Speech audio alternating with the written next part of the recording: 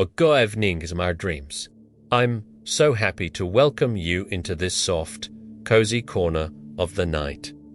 A place where stories whisper their secrets under the gentle veil of darkness, inviting you to unwind, to breathe, and to drift into distant ages long forgotten.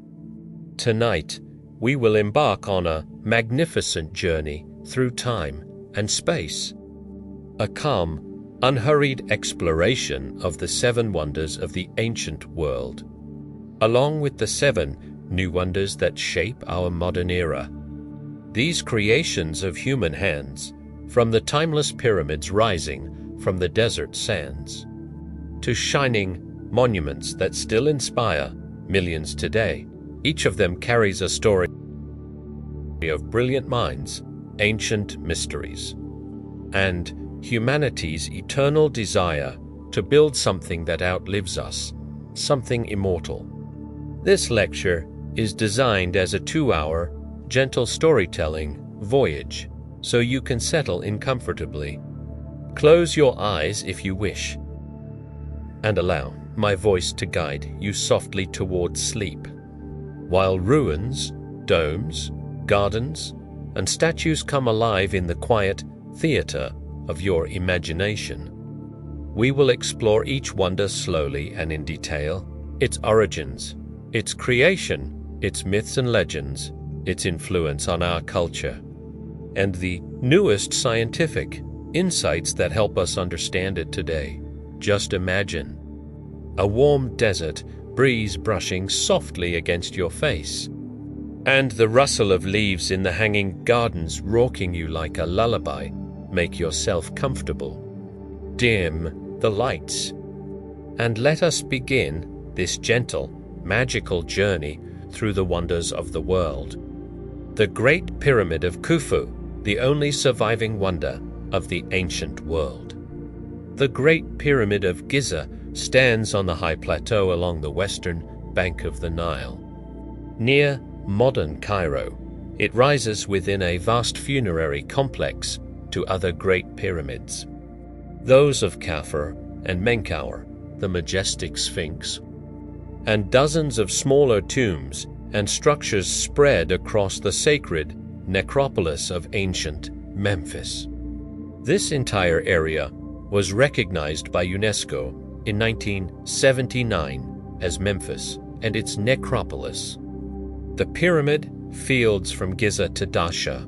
The pyramid was built during Egypt's Old Kingdom, specifically during the 4th dynasty, around 2580 to 2560 BCE. It was intended as the eternal resting place for Pharaoh Khufu, the second ruler of the dynasty, known to the Greeks as Cheops. Khufu's reign lasted around 23 to 26 years, a time when Egyptian civilization flourished, when pharaohs were revered as living gods and pyramids were seen as stairways leading the soul toward eternal life. Why a pyramid?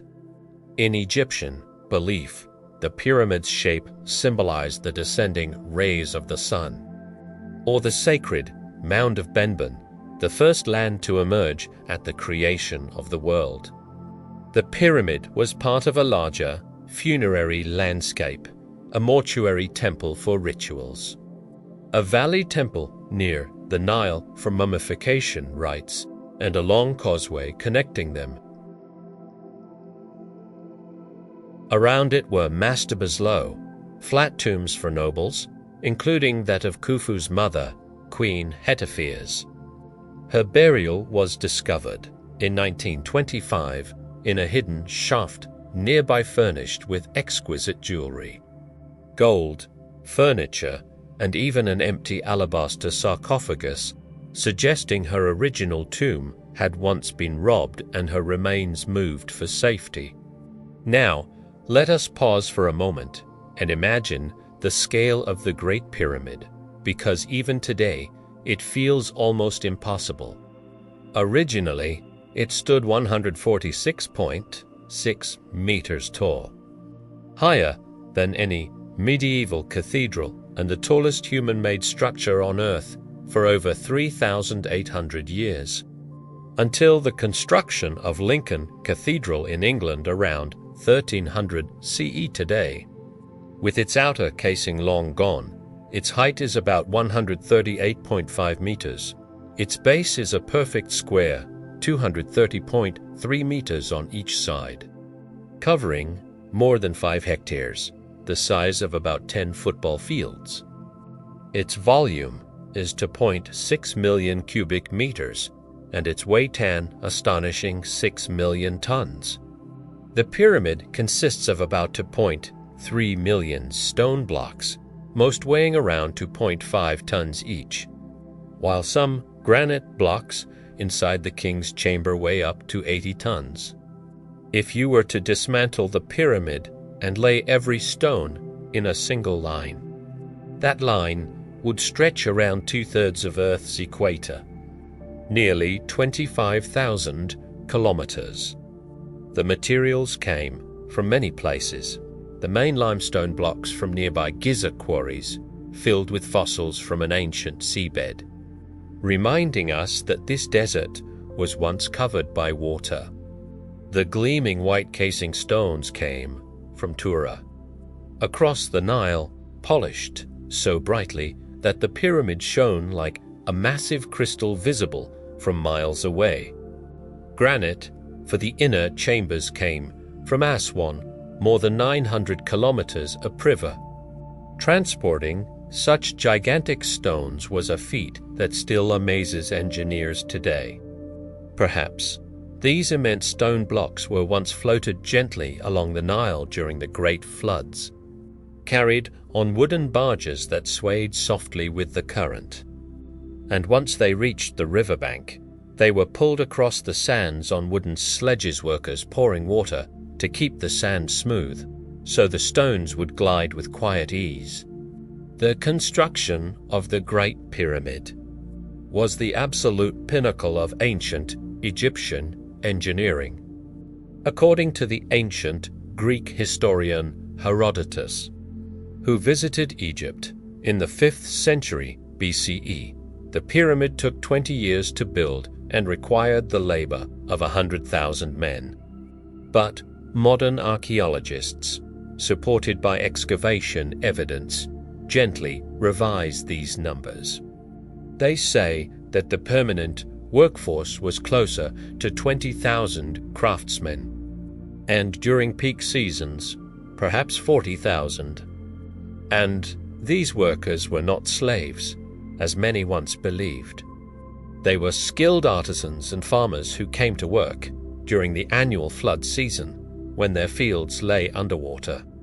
Their presence is recorded in the ruins of the workers' village near Giza, where archaeologists found bakeries, breweries, medical facilities, and even cemeteries with tombs proudly carved with the names of work crews. Teams like the Friends of Khufu or the Drunkards of Menkaure in 2013. An astonishing discovery was made: the Diary of Mira, a papyrus from Wadi Oljaf dating to the 27th year of Khufu's reign. It describes how limestone was transported from Tura on barges under the command of an official named Mira, his. Notes reveal a remarkably organized system. The stone could be delivered in just 4 days, and the workers were paid in bread, beer, and meat. How exactly was the pyramid built? There are many theories. The main one suggests the use of ramps, long straight ramps, zigzagging ramps along the sides, or large spiral ramps wrapping around the pyramid's growing body. In 2018, in the Hatnab quarry, researchers discovered a ramp system with stairways and wooden posts for ropes, allowing workers to pull stone blocks up steep inclines of about 20 degrees. Other ideas include levers, wooden rollers, or even water channels, perhaps used to transport materials closer to the construction site. The blocks themselves were cut using copper saws with abrasive sand, and then fitted with extraordinary precision using water and sand for polishing. The Great Pyramid is aligned to the cardinal points with astonishing accuracy and error of only 3 minutes and 38 seconds of arc. Such precision may have been achieved using astronomical observations, the shadow of a gnomon, or the stars themselves, like the early pole star. Inside, the pyramid feels like a silent labyrinth of ancient mysteries. The entrance lies on the northern face, 18 meters above ground. It opens into a descending passageway 105 meters long, sloping downward at 26 degrees, carved deep into the bedrock. From it branches an ascending corridor leading to the grand Galleria, breathtaking, slanted hall, 47 meters long to meters wide, and 8.6 meters tall, with tiered ceilings that rise like quiet stone waves above the traveler. From the gallery, one enters the king's chamber, a solemn granite room measuring 10.5 by 5.2 meters. It contains a massive granite sarcophagus empty. The mummy of Khufu was never found. Perhaps stolen in antiquity, or perhaps never placed there at all. Above this chamber are 5 relieving rooms designed to distribute the immense weight of the pyramid. Inside them, archaeologists found quarry marks bearing Khufu's name-compelling proof of his authorship. Below lies the Queen's chamber, 5.7 by 5.2 meters, with a mysterious niche meant for a statue and 2 narrow shafts rising at an angle. Discovered in 1872, these shafts were once thought to be vents. But today, many believe they had ritual purposes aligned with stars like Sirius. Sacred Doisis and Rhine's belt, associated with a zoaring, gained the king's soul toward the heavens. Even deeper rests the unfinished subterranean chamber. Carved into the bedrock, 30 meters below ground, perhaps part of an abandoned original plan. Connecting these levels is a narrow shaft known as the well, which legends say was used by ancient tomb robbers. In 1954, archaeologists made another extraordinary discovery, the solar boat of Khufu, 43.6-meter wooden vessel crafted from cedar, found disassembled into 1,220 for pieces in a pit south of the pyramid. This sacred boat symbolized the pharaoh's journey through the afterlife. It is now preserved in the Grand Egyptian Museum. A second boat was found in 1987, still resting quietly in its pit. Myths and legends swirl around the pyramid like ancient desert winds. The Greeks believed it was built by slaves, but evidence has shown that the workers were free people, proud of their craft. Some esoteric thinkers claim that the pyramid encodes sacred knowledge, that the ratio of its perimeter to its height equals to pi, or that its proportions reflect the golden ratio, though scholars debate whether these measurements were intentional. Other theories propose that the pyramid served as an observatory, or even as a source of mysterious energy. But no scientific proof supports these ideas. Medieval Arab legends tell of treasures within mummies, star maps, ancient scrolls. Yet, when Caliph Ulman tunneled into the pyramid in the 9th century, he found only the empty sarcophagus. Modern research continues to deepen the mystery. The Scan Pyramids project, launched in 2015, uses muon tomography cosmic particles that pass through stone to peer into the pyramid without harming it. In 2017, scientists detected a great void above the Grand Galleria, hidden cavity at least 30 meters long and 8 meters wide, perhaps another chamber. perhaps part of the internal architecture. Its true purpose remains unknown. And so the Great Pyramid still stands, in silence, in majesty, holding secrets it has guarded for more than 4,000 years. In 2023, researchers revealed a hidden passage on the northern side of the Great Pyramid. A horizontal corredor não facile. Perhaps it was built to redistribute the weight above it. Hors pérap. It was meant to conceal something far more mysterious. There may be yet another space, still untouched, still waiting, and then came the discoveries of 2025. Discoveries that sent ripples across the world. Using ground-penetrating radar, satellite-based synthetic aperture radar and seismic vibrations. Scientists detected a vast underground complex beneath the Giza Plateau. A joint team from Italy and Scotland, including Corrado Malanga and Filippo Biondi, announced the presence of monumental structures reaching depths of up to 600 meters, twice the height of the Eiffel Tower, stretching across almost 2 kilometers. They described 8 vertical cylindrical shafts, each descending about 640 meters into the earth, surrounded by spiral pathways that curve downward into the deep silence below. These paths, they said, appear to lead toward 2 cubic structures, each with sides measuring 76 meters, and 5 multi-level buildings connected by long corridors. The cylindrical shafts seem to be aligned under each of the 3 pyramids, perhaps as entrances, or perhaps as something symbolic, something ceremonial. Some sources called this discovery an underground city with a perfectly symmetrical layout. But the claim remains controversial. Egyptian officials, including Zahi Hawass, dismissed the findings as unreviewed and overstated, reminding the world that radar has serious limits at such extraordinary depths.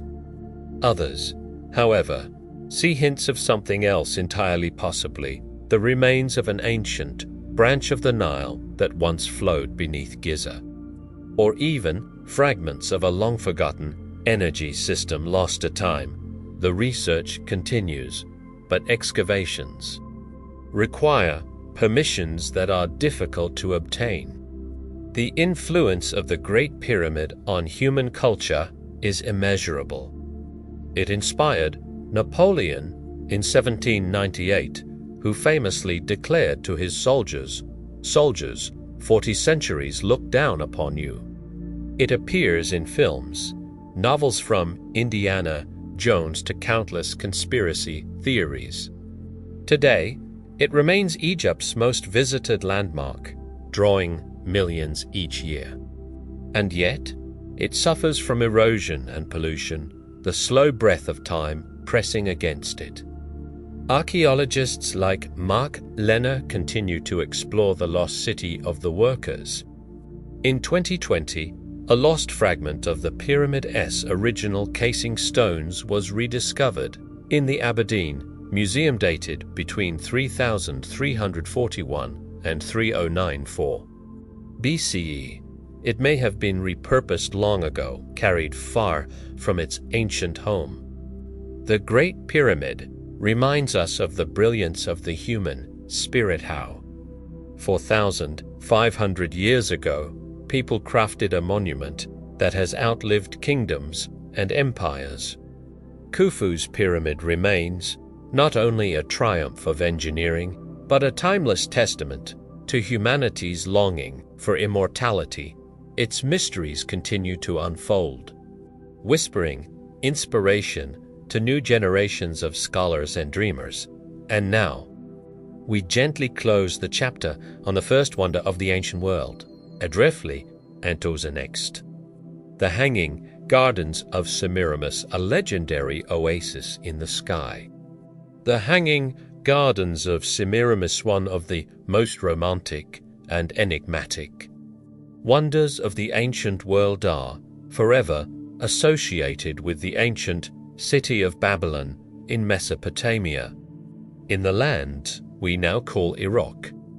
This wonder is believed to date back to the 6th century BCE, during the golden age of the Neo-Babylonian Empire under the rule of King Nebuchadnezzar II, who reigned from 605 to 560 to BCE. Nebuchadnezzar, known as both a conqueror and a master builder, transformed Babylon into one of the most magnificent cities of its era, adorned with massive walls, towering ziggurats, and sprawling palaces. According to legend, he created the Hanging Gardens for his wife, Amethyst, the Median princess who longed for the green hills and forests of her mountainous homeland. And so, in the dry, dusty landscape of Mesopotamia, where the Tigris and Euphrates brought precious life, such a garden would have appeared like a miracle, an artificial paradise lifted high into the air. The name Hanging Gardens of Semiramis comes from Greek tradition. Semiramis was a legendary Assyrian queen, Shemuramat, who lived in the 9th century BCE, but historians believe the Greeks confused her story with that of Amethyst, or simply attached the wonder to a more famous figure. Descriptions of the gardens come to us mostly from Greek and Roman writers, since Babylonian sources make no mention of them, a mystery in itself. The first known reference comes from Antipater of Sidon in the 2nd century BCE. More detailed accounts were recorded by Berossus, a Babylonian priest of the 3rd century BCE, quoted later by Josephus, by Strabo in the 1st century BCE, by Diodorus Siculus in the 1st century BCE, and by Quintus Curtius Rufus in the 1st century CE. They describe the gardens as a multi-tiered structure, rising like an artificial mountain terraces climbing up to 25 meters in height, like a 7-story building of living greenery. Each terrace was supported by vaulted arches and brick columns, and on top, a thick layer of soil 3 to 4 meters deep allowed even large trees to take root and flourish. Imagine this: a lower level an immense platform, perhaps 120 by 120 meters, shimmering with fountains and quiet pools fed by the waters of the Euphrates. Above it, smaller terraces rise gently, each one planted with exotic greenery. Palms swaying softly, tall cypresses stretching toward the warm sky, fig trees bending under their sweet fruit, roses, lilac, and entire orchards whispering in the breeze. They were called hanging not because they floated, but because the plants spilled over the edges of the terraces like cascading curtains of leaves, giving the illusion of a drifting, airborne forest. To keep the water from seeping through the structures, the ancient builders coated the terraces with layers of bitumen, natural asphalt from Mesopotamia, then sealed them with sheets of lead and woven reed mats. This was some of the most advanced waterproofing technology of its time. The gardens were likely integrated into the royal palace itself, and perhaps even connected to the great ziggurat Etemenanke, the legendary inspiration for the biblical Tower of Babel. Together, they would have formed a breathtaking symbol of divine authority and earthly splendor. But the irrigation system may have been the most wondrous achievement of all. The water of the Euphrates was lifted up to the highest levels using ingenious mechanical devices. Archimedean screws, spiral pumps, chain-driven bucket lifts, or great water wheels turned by slaves, animals, or perhaps even by the steady Mesopotamian winds. Strabo tells us that the water then flowed downward in cool cascades, refreshing the air and bringing moisture into the burning heat of the region. The daily volume of water required to sustain such a paradise may have reached thousands of liters, a monumental feat in a land where rainfall is scarce, and summer temperatures climb beyond 40 degrees. Construction likely took many years and demanded the labor of thousands of brickmakers. Stonemasons, engineers, and gardeners from across the empire. Seeds and saplings arrived from Persia, India, even from distant Egypt. The bricks for the terraces were fired in enormous kilns, while the plants were carefully adapted to the climatean early form of what we might now call hydroponics. But here lies the heart of the mystery. Did the gardens truly exist? Archaeological evidence remains frustratingly unclear. The German archaeologist Robert Koldewey, who excavated Babylon from 1899 to 1917 under the Deutsche Orientgesellschaft, uncovered massive walls. The famed Ishtar Gatit's blue-glazed bricks now displayed in the Pergamon Museum in Berlin and the ruins of Nebuchadnezzar's palace. He identified a vaulted underground room with water channels as a possible base of the gardens. Yet, no remains of terraces or plant roots were ever found there. Later, excavations in the 1930s and 1950s by Iraqi archaeologists, and studies in the 1980s during Saddam Hussein's controversial attempts to rebuild. Babylon also failed to provide solid proof. Between 2003 and 2011, after the Iraq conflict, international teams, including UNESCO, inspected the site again, but much was damaged by war and looting. And so, alternative theories grew stronger. In 2013, British Assyriologist Stephanie Daly of Oxford University proposed that the gardens were not in Babylon at all, but in Nineveh, the capital of Assyria, built by King Sennacherib, who ruled from 705 to 681 BCE. Her argument draws on Assyrian reliefs from Nineveh. Now, in the British Museum, scenes of multi-level gardens, aqueducts, tall trees, and even exotic animals wandering between terraces. Sennacherib boasted in inscriptions, "I created gardens like the mountains of Amanus, planting all kinds of trees." He built a 150-kilometer aqueduct from Jerwan using stone arches, a technology that predates Roman engineering. Daly believes the Greeks, who conquered the region under Alexander the Great, confused Nineveh with Babylon and Semiramis with an Assyrian queen. This theory is supported by the study of cuneiform tablets. Assyrian texts mention hanging gardens, Bidakku, while Babylonian records do not. Recent studies deepened the mystery even further. In 2023, a team from Tel Aviv University and the Iraq Museum used satellite imagery and ground-penetrating radar to examine the ruins of Nineveh near modern Mosul. Beneath layers of earth, they found traces of ancient canals and step terraces. They believe the gardens may have covered as much as 300 hectares, with artificial lakes and watercourses. In 2024, a paper in the Journal of Near Eastern Studies argued that the word hanging was a mistranslation. The Akkadian term musalu actually means terraced, not suspended.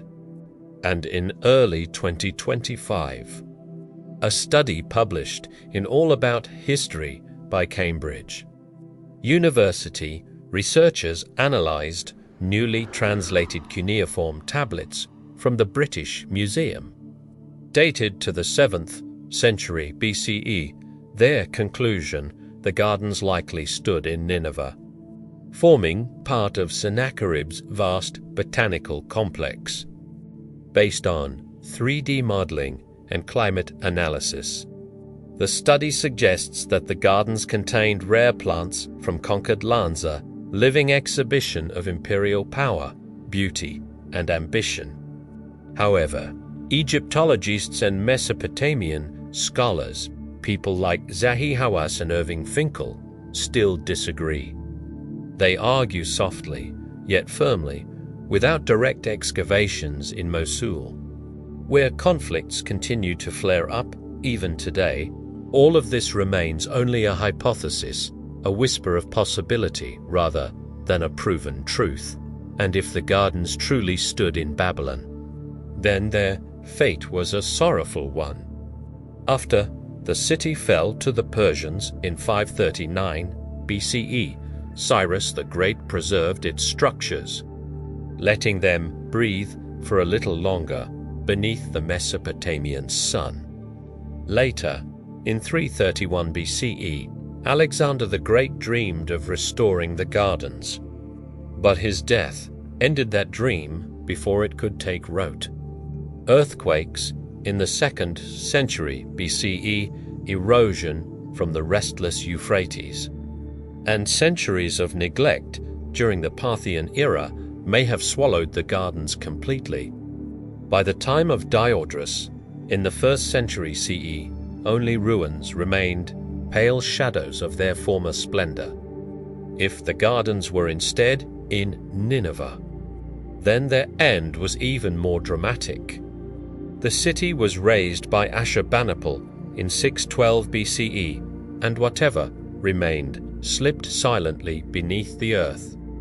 Hidden under modern Mosul, the myths surrounding the gardens shimmer with poetry.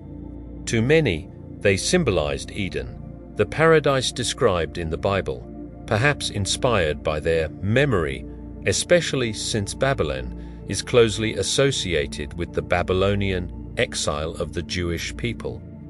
In Persian tradition, the idea of paradise enclosed. Sacred Garden may have evolved from the same roots. Legends of Semiramis, portrayed as a warrior queen and a great builder, brought yet more romance to the story. Some tales claim she ruled for 42 years, conquering India and Egypt along the way.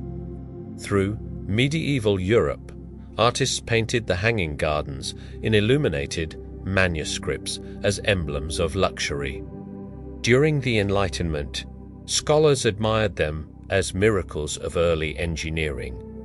Their influence stretches across the world, from the terraced gardens of Louis XIV in Versailles to the modern hanging gardens of Singapore, the glowing Supertree Grove. Cinema embraced them too. In 1916, D.W. Griffith recreated them in Intolerance, designing vast sets that rose like dreamscapes. Literature paid homage as well, from Byron's verses to modern fantasy worlds. Today, the gardens live again through virtual reconstructions. In 2022, a UNESCO project used VR to recreate how they might have looked, with softly cascading waterfalls, birdsong, and a 360-degree view of terraced greenery. Tourists now visit the partially restored ruins of Babylon, but the true search continues in Nineveh, where ISIS destroyed many artifacts between 2014 and 2017. Yet restoration efforts have begun, slow, careful, hopeful. In 2025, a new expedition is planned. Drones, underground scanners, and AI analysis will sweep the land in search of buried structures. Perhaps they will find something. Perhaps only silence. But either way, the legend lives on. The Hanging Gardens of Semiramis remind us that history and myth are always intertwined, like roots beneath ancient soil. They symbolize humanity's dream of creating a paradise on earth. Whether they stood in Babylon or in Nineveh, their image endures, a quiet hymn to human creativity and our eternal longing for beauty. And now, gently, seamlessly, we move to the next wonder of the ancient world, the Temple of Artemis at Ephesus, the greatest temple of ancient Greece. Let us drift now to ancient Ionia, along the warm shores of the Aegean Sea, where once stood the Temple of Artemis, a sacred marvel that rose above the thriving city of Ephesus. This temple, built around 550 BCE, was dedicated to Artemis, goddess of the hunt, the moon, and fertility. It was considered one of the most magnificent achievements of Greek architecture. Ephesus, located in what is now western Turkey, near the modern town of Selçuk, was a vital crossroads of trade between Asia and Europe. The temple became its heart, drawing pilgrims from all across the Mediterranean. Commissioned by the wealthy Lydian king Croesus, and designed by the architects Chersiphron and Metagenes from Knossos, roughly 1/20 Tobildes grand scale. It was not merely a sanctuary, but a symbol of devotion, power, and prosperity.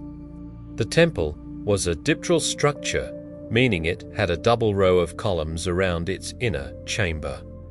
Its dimensions were astonishing: 115 meters long, 55 meters wide, with 127 columns, each 18 meters tall, carved from marble and adorned with sculpted bases and capitals.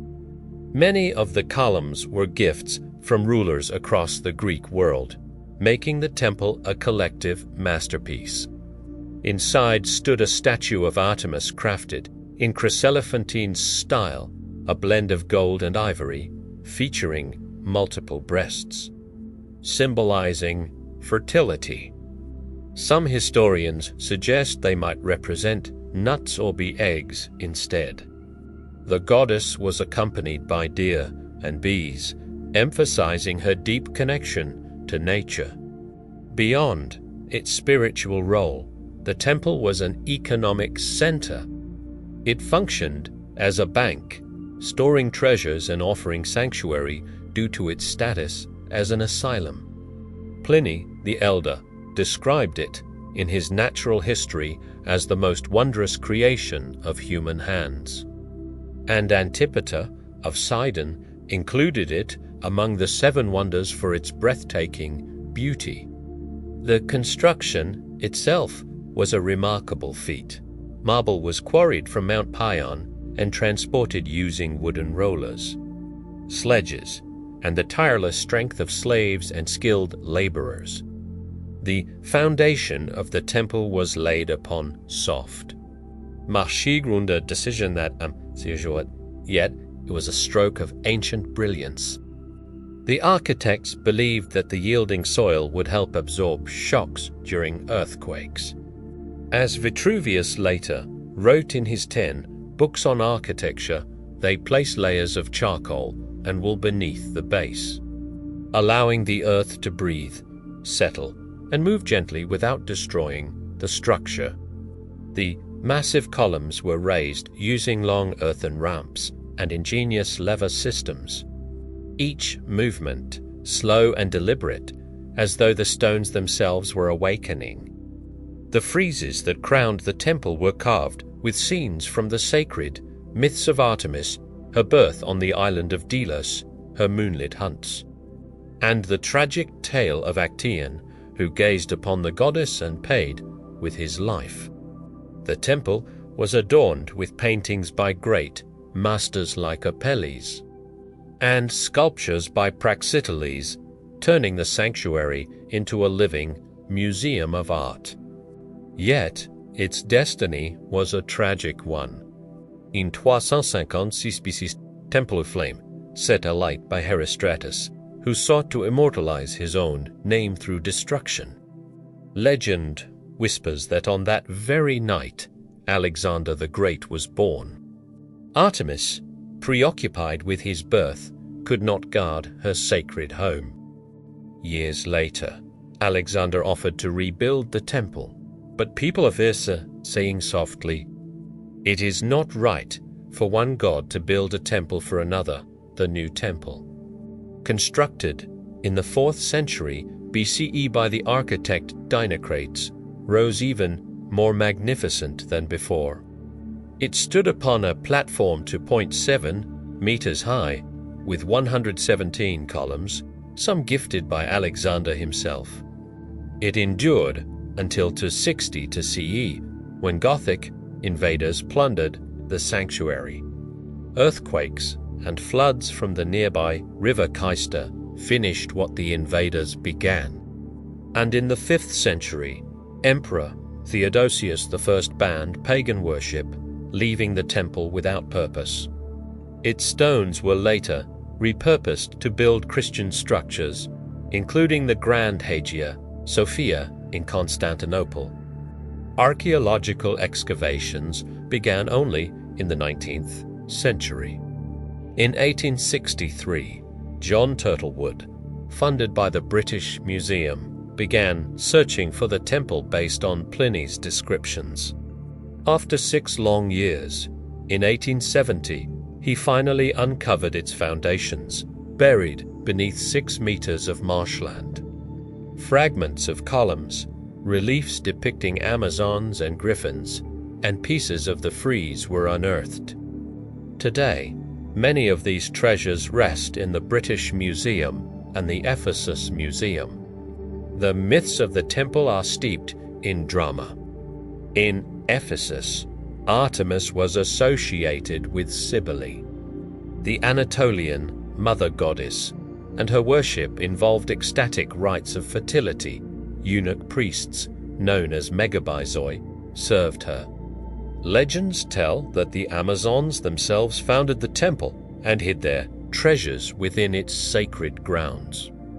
In the New Testament, the Acts of the Apostles describe the uproar of Ephesus silversmiths, who feared that Paul's teachings would ruin their trade in Artemis figurines. The temple's architectural style echoed across the ancient world. It inspired elements of the Parthenon and later Roman temples, including the Temple of Venus in Rome. Artists through the centuries, from Rubens to filmmakers, portrayed it as a symbol of Greece's lost splendor. Modern research continues to uncover its secrets. Excavations by an Austrian team, ongoing since 1895, now focus on underground structures. In 2023, new reliefs depicting Artemis as a huntress were found, dating to the 4th century BCE in January 2025. Turkish archaeologists announced major discoveries in western Turkey, including additional foundation fragments hidden beneath the earth. By May 2025, renewed excavations revealed more about underground tunnels, perhaps used for rituals or to hide sacred treasures. Instagram posts from July 2025 showed archaeologists uncovering long-buried columns, revealing intricate carvings once hidden beneath soil and time. Blogs like The Archaeology of Artemis, writing in June 2025, discussed how these finds deepen our understanding of the goddess's cultural impact. With newly discovered altars, figurines, and ritual objects, with the help of ground-penetrating radar and high-resolution 3D scanning, researchers are now able to recreate the temple virtually, allowing anyone to step inside its ancient beauty. Today, only a single reconstructed column stands on a marshy plain. The UNESCO site draws millions of visitors each year, and the Ephesus Museum preserves the artifacts that once adorned the sanctuary. Miniature reconstructions and digital models breathe life into the temple's memory, helping us envision what once rose proudly above the ancient world. The Temple of Artemis reminds us of the fragility of human creation, from the fire of Herostratus to the quiet erosion of centuries. It remains a symbol of harmony between art, devotion, and engineering, an eternal testament to Greek genius. Its quiet ruins whisper stories of gods and mortals, inviting us to pause, to breathe, and to reflect on the wonders that time has carried away. And now, gently, we move to the next wonder. ***, the statue of Zeus at Olympia, the throne of the King of Gods ***. Now our journey carries us to the sacred Valley of Olympia. In the western Peloponnese of Greece, a serene landscape where the monumental statue of Zeus once stood. Crafted forth by the legendary sculptor Phidias, this wonder was far more than a sculpture. It was a manifestation of divine power and human brilliance, placed at the very heart of the Temple of Zeus, built in the 5th century BCE. She was crafted in the breathtaking chryselephantine technique, a method so delicate, so intimate, that it seemed almost to breathe life into the divine. A hidden wooden frame, warm and silent, like the heart of a sleeping forest, was layered with ivory plates for the skin, and shimmering gold for the garments and sacred ornaments. Together, they created the gentle illusion of a living god resting in eternal stillness. In Zeus's right hand, he held a statue of Nike, the goddess of victory, nearly 2 meters tall, as if she were softly descending to offer triumph to mankind. And in his left hand rested a scepter, crowned with an eagle, the quiet symbol of his celestial authority. The throne itself was a world of wonder. Fashioned from cedar wood, fragrant and ancient, it was inlaid with ebony, gold, ivory, and sparkling gemstones. Its reliefs whispered scenes from myth, the birth of Aphrodite, the fierce battle of the Lapiths and the Centaurs, and the heroic labors of Heracles and Theseus. Its legs were guarded by sphinx, while the back of the throne blossomed with the figures of graces and mountain spirits. Phidias, the master sculptor, worked on the statue in a dedicated workshop near the temple, a quiet sanctuary where archaeologists would one day uncover casting molds and tools, still carrying the silent memory of his hands. To deepen the illusion of divine majesty, the floor before the statue was paved with dark marble and filled with olive oil. The surface glowed softly, reflecting the golden light and protecting the ivory from drying in the summer heat. The Temple of Zeus had been built before the statue itself, between 470 and 456 BCE, from local limestone with marble pediments depicting the myths of Pelops and the eternal struggle between Lapiths and Centaurs. Architect Liban of Elis designed it in the Doric style, 6 columns at the front, 13 along the sides, towering 10.4 meters high. The metopes displayed the 12 labors of Heracles, their stories frozen in stone. The temple stood in the heart of Altis, the sacred grove of Olympia, enclosed by a protective wall. Around it lay altars, city-state treasuries, and a stadium that once held 40,000 spectators. Phidias, already renowned for his statue of Athena in the Parthenon, spent nearly 8 years shaping Zeus, using African gold and Indian ivory. According to legend, when he finished, he asked Zeus if he approved, and a bolt of lightning struck the floor, as if answering with divine approval. The statue survived many earthquakes thanks to ancient, shock-absorbing foundations. But in the 5th century CE it was transported to Constantinople on the order of Emperor Theodosius II. There, in the palace of Lausus, it perished in a fire. In 475 CE its fate remains wrapped in mystery. Some sources, like George Kedranos, claimed the statue was destroyed earlier in a fire in Olympia in 425 CE. Yet, most historians believe in the Constantinople version. No physical remnants survive. Only echoes, images on coins, on carved gems, and in Roman statues of Jupiter, who borrowed Zeus's pose and majesty. Archaeological excavations in Olympia began in the 19th century. In 1829, a French expedition uncovered fragments of the metopes, and between 1875 and 1881, German archaeologists under Ernst Curtius excavated the entire temple. They found Phidias's workshop with ivory molds, tools, and even a cup inscribed with the words "I belong to Phidias," confirming its authenticity. In the 20th century, Greek archaeologists continued the work, opening the stadium and palaestra. In recent years, the focus has shifted to preservation. In 2004, before the Athens Olympics, parts of the temple were restored. In the 2010s, laser scanning created precise 3D models. Myths surrounding the statue only deepened its charm.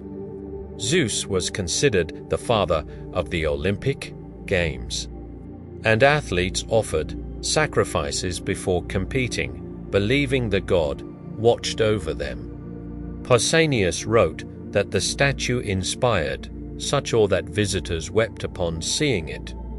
In Roman times, Emperor Caligula attempted to move the statue to Rome, but the scaffolding collapsed, and legend says the statue itself laughed.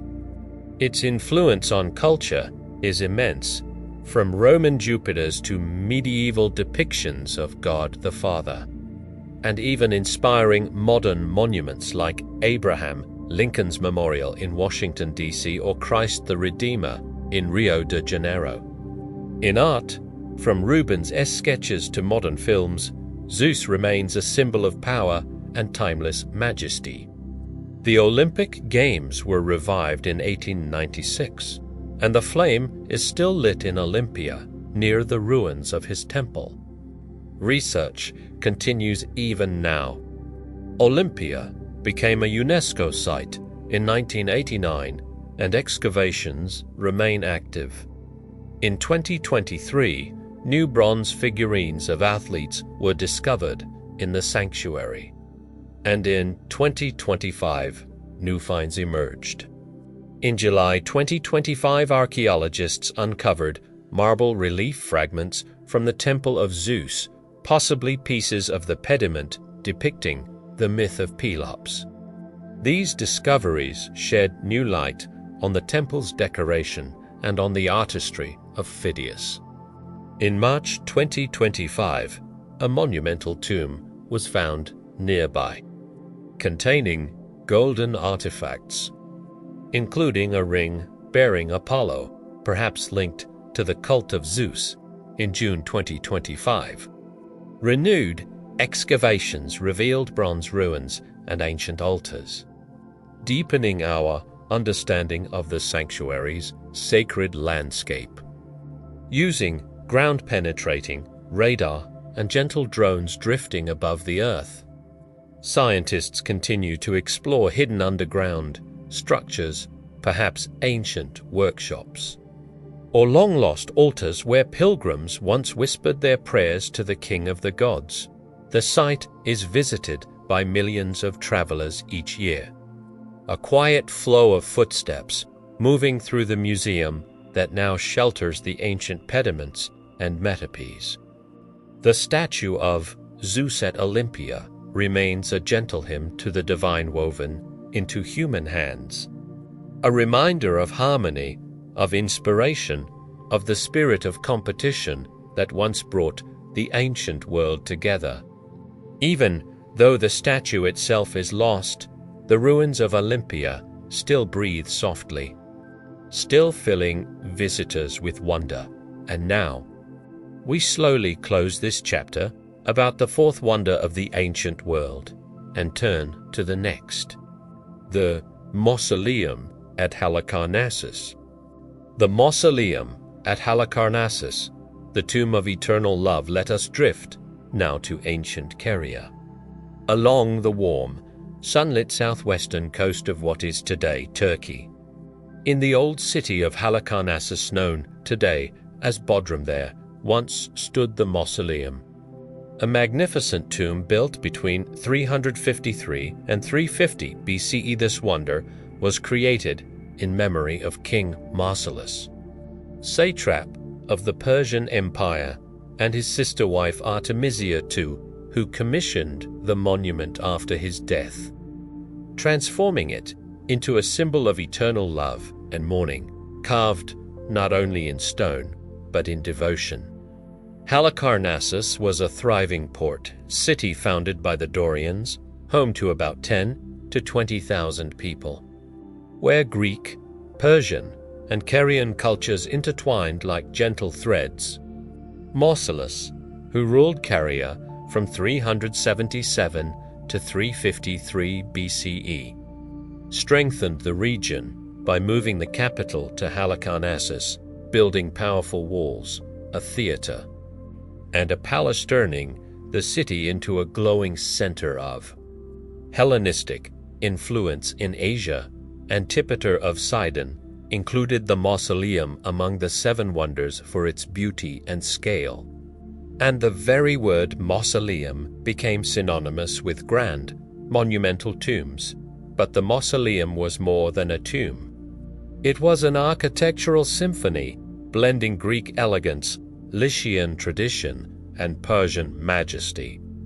About 45 meters tall, like a modern 15-story building, it stood on a platform measuring 38 by 32 meters, crowned with a pyramidal roof and a marble quadriga, a four-horse chariot carrying Marcellus and Artemisia into eternity. The lower level was a podium adorned with friezes showing the battles of Greeks and Amazons, and the struggles between Lapiths and Centaur, symbolic stories of civilization triumphing over chaos. The middle tier was encircled by 36 Ionic columns, each 12 meters tall. Between them, two statues of lions called by Master Skopas, Leochares, Beryaxis, and Timotheus, each responsible for one side of the monument, each leaving a unique artistic breath. Above them rose the apatira pyramiduit, 20 for steps leading toward Shining Quadriget. Inside, the burial chamber held the sarcophagi of Marcellus and Artemisia, surrounded by altars and gardens that softened the air with their fragrance. Pliny the Elder described the structure as suspended in the air, reflecting the delicate, floating grace of its design. The construction was overseen by architects Satyrus and Pythias, using marble from local quarries and imported stone. Workers, including Greek master craftsmen, labored for years. Artemisia, who ruled after her husband's death, passed away only 2 years later, never seeing the work completed. Yet, the builders finished it in her honor, fulfilling her devotion. The mausoleum survived the conquest of Alexander the Great in 330 for BCE. He admired it and left it untouched. It endured for 16 centuries, standing against sieges and earthquakes until the 13th century, when a violent earthquake damaged the pyramid. In 1494, the Knights Hospitaller, building the Bodrum Castle, reused the mausoleum's stones for fortifications, dismantling much of the structure. A legend recorded by Claude Guichard in the 16th century tells that the knights discovered the sarcophagi, but left them overnight and, by morning, they had been plundered. Archaeological excavations began in the 19th century. In 1856, Charles Thomas Newton of the British Museum, guided by Vitruvius's descriptions, discovered the foundation and numerous fragments. He unearthed the friezes of the Amazonomochi. Statues of Mausolus and Artemisia now kept in the British Museum and pieces of the marble quadriga. In the 20th century, Turkish archaeologists continued the work, uncovering underground chambers and additional reliefs. Today, the site is an open-air museum preserving the foundation, models, and fragments recognized by UNESCO as part of Bodrum's cultural heritage. The myths surrounding the mausoleum are full of romance. Artemisia is said to have mixed her husband's ashes into wine and drank it, becoming his living tomb, a symbol of their unbreakable bond. Mausolus, the son of Hecatomnus, strengthened Caria's independence from Persia, and his tomb influenced the design of the Taj Mahal and even Grant S. Memorial in New York. In literature from Pliny to modern novels, he remains a symbol of eternal memory, of love that refuses to fade. Modern research has breathed new life into the site. Excavations in Bodrum continue, focusing on the hidden structures beneath the earth. In 2023, new reliefs depicting battles dated to the 4th century BCE were uncovered. In 2025, Turkish archaeologists announced significant discoveries across western Turkey, including fragments in Bodrum that may be linked to the mausoleum itself. Studies of the tomb of Hecatomnus in Milas, the predecessor of the mausoleum originally unearthed in 2010, are still underway. New finds in 2025, including frescoes and sarcophagi, continue to enrich our understanding of the Carian dynasty. And in June of 2025, fresh analysis in Milas revealed even more about the tomb's decoration, golden ornaments, delicate reliefs, all possibly connected to Mausolus and his lineage. Using 3D scanning and ground-penetrating radar, researchers are now reconstructing the mausoleum virtually, making it accessible to the world once again, even if only through light and pixels. The mausoleum at Halicarnassus remains a monument to love reaching across centuries, reminding us how death, paradoxically, can inspire humanity's most enduring creations. Its ruins in Grail quietly expound for Glorion Duitis. We gently close the chapter on the fifth wonder of the ancient world and drift onward to the next, the Colossus of Rhodes. The Colossus of Rhodes. Now, we sail toward the island of Rhodes in the soft blue of the Aegean Sea, where, at the entrance to the harbour, once stood the Colossus of Rhodes, a towering bronze statue of Helios, the radiant god of the sun. This wonder, built between 292 and to 80 BCE, was crafted by chairs of lindows in honor of Rhodes' victory over the siege of Demetrius Poliorcetes, the Macedonian general, in 305 to 304 BCE. Rhodes, a flourishing trade island with a population of about 60,000, was renowned for its shipbuilders and mariners. Its three great cities, Lindos, Camiros, and Ialissos, had united into a powerful federation. The Colossus symbolized freedom, and Helios divine protection.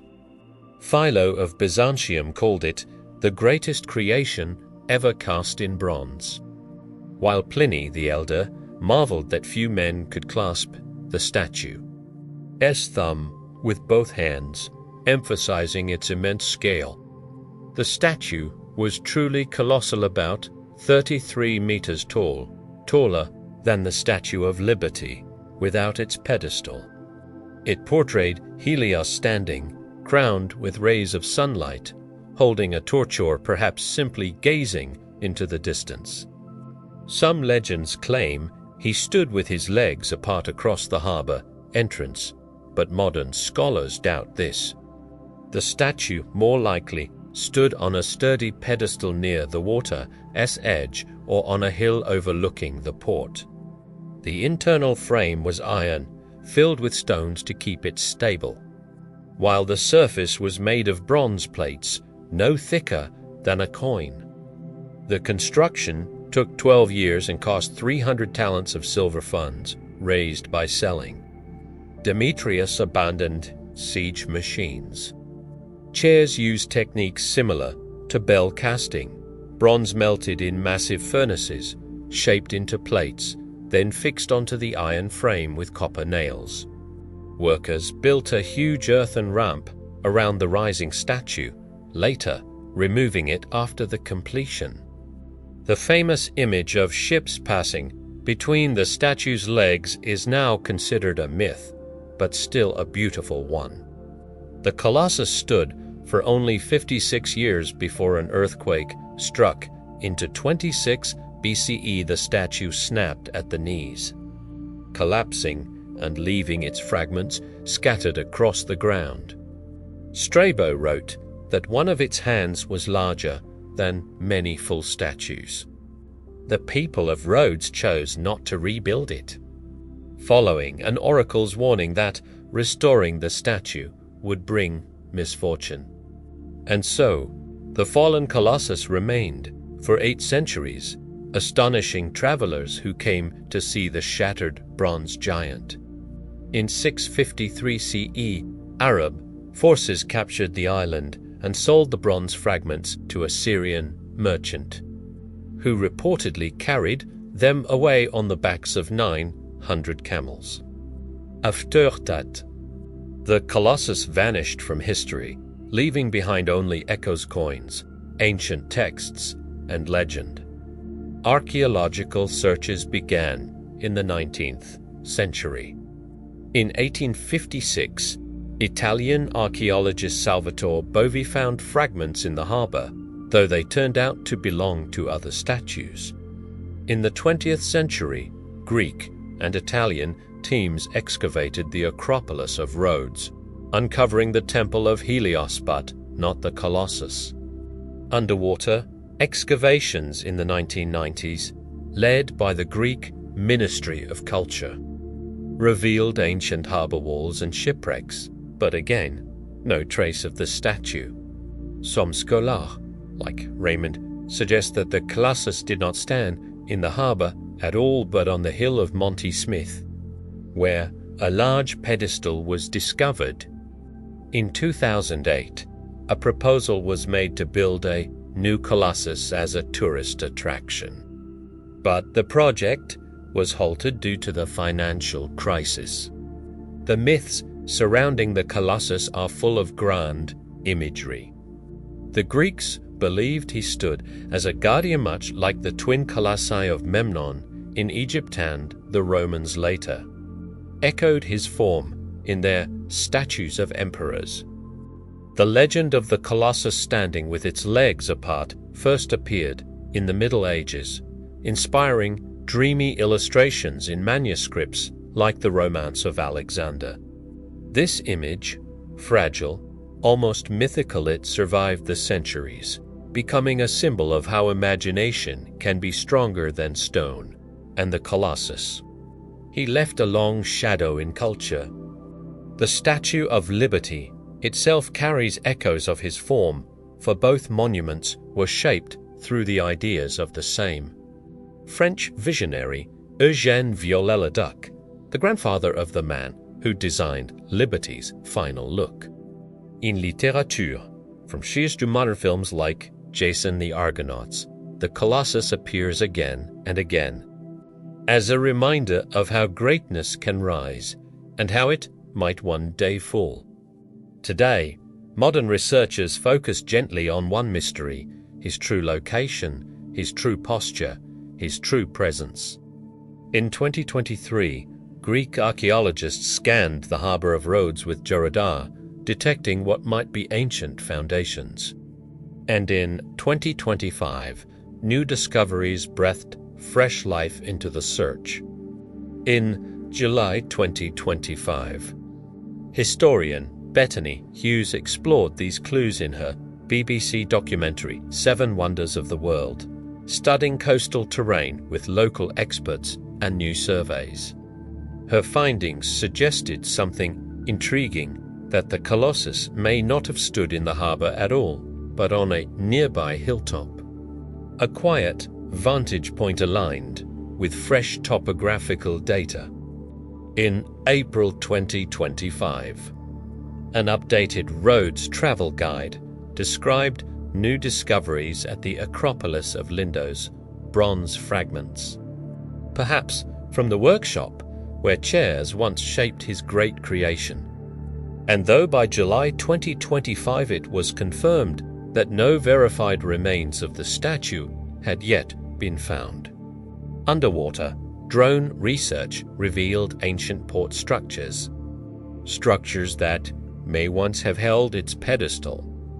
These fragments of truth, studied with AI analysis and 3D reconstruction, help us piece together the silent giant once more, at least in the world of imagination. Today, Rhodes is a gentle paradise, a place of sun-warmed stone and soft sea winds. In its archaeological museum, small models whisper the memory of the Colossus. The remains of the harbour and the Acropolis rest quietly, like old guardians of a vanished age. Plans to rebuild the Colossus come and go, like tides. The Colossus teaches us a tender truth, that triumph and ruin often walk hand in hand, that even giants bow before time. And so, our story of the 6th wonder of the ancient world comes to a peaceful close. And now, softly, almost, we now move on to the next wonder. Now our journey carries us to legendary Alexandria, a city resting on the northern shore of Egypt. A city once filled with scrolls, scholars, and the soft hum of knowledge. Here, on the island of Pharos, stood the lighthouse of Alexandria, the final wonder of the ancient world. Built between 285 and 247 BCE under Ptolemy, the first Soter, and his son Ptolemy, the second Philadelphus. This lighthouse was far more than a guide for sailors. It was a symbol of Hellenistic brilliance, a beacon of the Ptolemaic dynasty that rose after Alexander the Great, Alexandria. Founded in 331 BCE, blossomed into a cosmopolitan center with nearly 500,000 residents. A city where the famed library and the Mausian attracted minds from every corner of the ancient world. The lighthouse, designed by Sostratus of Cnidus, protected sailors from the dangerous reefs and shallows of the Nile Delta, ensuring that ships laden with grain, papyrus, and spices reached the Mediterranean safely. Philo of Byzantium once described the lighthouse as a tower visible from a day's journey away, and Arabic writers like al-Masudi praised it centuries later as a wonder among wonders. The structure rose to an astonishing height, from 120 to 140 meters, taller than many buildings today. Its 3 tiers were built like steps toward the sky. A square base nearly 60 meters high, made of bright stone and reinforced with granite. An octagonal middle section with balconies and sculptures, and a cylindrical upper tower crowned with a shining bronze statue, perhaps Zeus, perhaps Poseidon, or even Helios or Ptolemy himself. At the very top, a flame burned day and night, its glow reflected by polished bronze mirrors visible for almost 50 kilometers across the sea. Some legends claim these mirrors could ignite enemy ships, but this, like so many wonders of antiquity, is likely a myth woven from awe. Construction, 12 years and cost 100 talents of staggering sum. Stone blocks up to 75 tons were lifted into place with ramps and cranes. Sostratus carved a discreet inscription at the base, Sostratus, son of Dexophanes of Cnidus, to the god saviors. For the protection of sailors, the lighthouse stood through centuries, guiding Roman, Byzantine, and Arab ships. But by the 14th century, it had crumbled. And in 1480 the Mamluk, Sultan Qaitbay, reused its stones to build the fortress that still guards the coast today. Underwater remains were first rediscovered in the 1960s by Jacques Cousteau's team, massive statues, collapsed walls, broken columns resting in the quiet depths. In 1994, Jean-Yves Impera and the CNRS began systematic excavations, uncovering thousands of artifacts. Silent pieces of a tower that once lit the world. The myths surrounding the lighthouse are woven from shadows and wonder. Toza Greek is a brilliant creation of the Ptolemy, but in Arab legends, it transformed into a magical tower with mirrors capable of seeing distant Constantinopolis if an eye gazing across sea and time. Some stories whisper that the light of Pharos guided not just ships, but souls, leading them gently into the afterlife like a celestial lantern glowing in the dark. The lighthouse of Alexandria shaped every beacon that came after it, from Roman towers to modern lighthouses, including the one on Pharos Island in Virginia. In art, from Pompeian mosaics to films like Cleopatra, its silhouette embodies enlightenment, navigation, and the quiet certainty of a light that never fades. Modern research has gently awakened the ruins. Underwater excavations in Alexandria's harbor continue year after year, focusing on the broken stones that once held up the ancient wonder. In 2023, new granite blocks were discovered, still carrying faint hieroglyphs. And in 2025, discoveries shook the world. In July, a CNRS team lifted 22 massive blocks from the seafloor for digital reconstruction. Some of them weighed up to 80 tons, raised carefully to create a digital twin of the lighthouse, a living model that shows both its original splendor and the moments of its fall. The project, led by Isabel Harry, blends archaeology and technology, recovering 22 stones out of the previously known 36, along with over 100 underwater scanned fragments. Together, they allow scientists to restore the lighthouse virtually, revealing intimate details of its architecture. Using drones and AI, researchers analyze how earthquakes shattered the tower long ago. Today, the Qaitbay fortress stands exactly where the lighthouse once rose, and beneath it lies a quiet museum of underwater archaeology. Alexandria attracts divers eager to touch the ruins, and VR reconstructions allow us to witness the wonder once more gently, like a dream. The lighthouse remains a symbol of knowledge shining through darkness, a beacon of resilience, a quiet flame that survived the centuries. Enduiti, we gently close chapter of the 7 wonders of the ancient world and step softly into the new wonders of our modern age. The Great Wall of China, the dragon guarding an empire now, my dear listeners. We move to the 7 New Wonders of the World. Chosen in 2007 through a global vote organized by the New Seven Wonders Foundation, with millions of people participating from every corner of the planet. These wonders reflect humanity's modern admiration for creations that endure through centuries and celebrate our diverse cultures.